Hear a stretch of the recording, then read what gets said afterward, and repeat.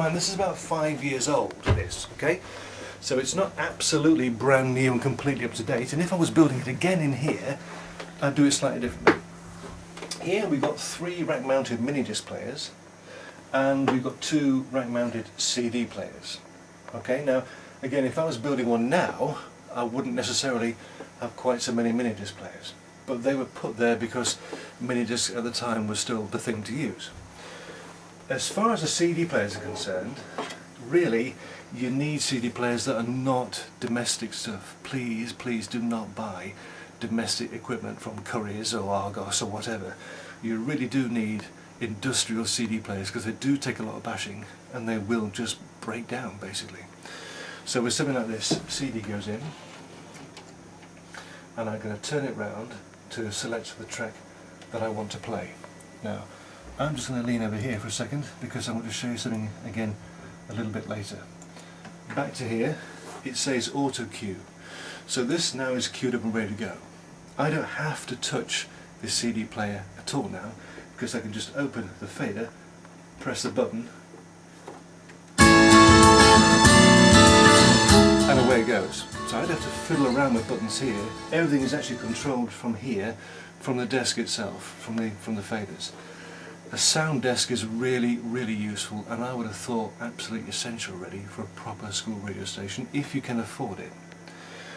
This one was about £5,000. You can get things a lot cheaper than that. And this is a radio desk. It's not a sound mixing desk for a band. Don't buy a sound mixing desk for bands, for PAs. They're not the same thing at all. They don't do the same job. Now, software to record stuff in. We've got here on the screen, this is Adobe Audition. It's a paid for software, okay? You have to buy this, and again, as a one-off, it is quite expensive to buy. It's maybe £600 or £700 for an ordinary license that you would and I would buy as private individuals, but of course you can get education prices. So it's worth asking suppliers what their current prices are for education. This is a 1.5 version, one of the earlier ones. It goes up to version 3 now, but again, there are lots of tricks that you don't really need.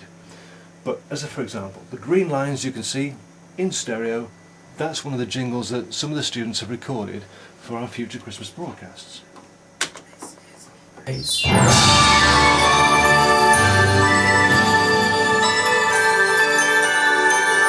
D-Break, 87.8 FM. So everything comes off the screen there, okay?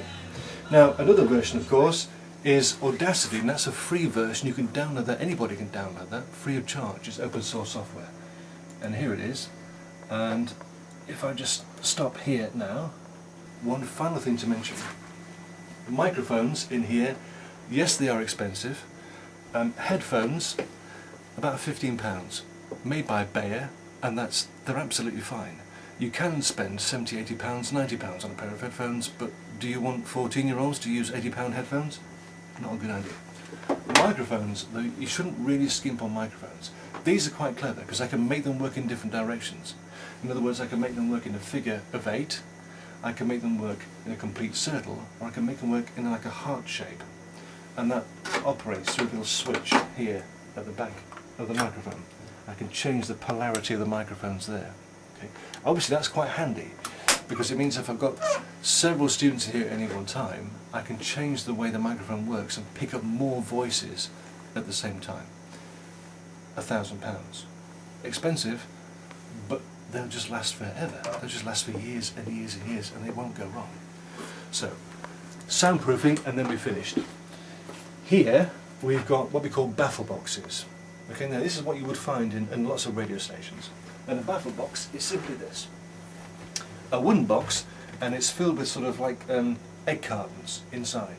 On the front of that, there's a little panel with these tiny, tiny holes drilled in.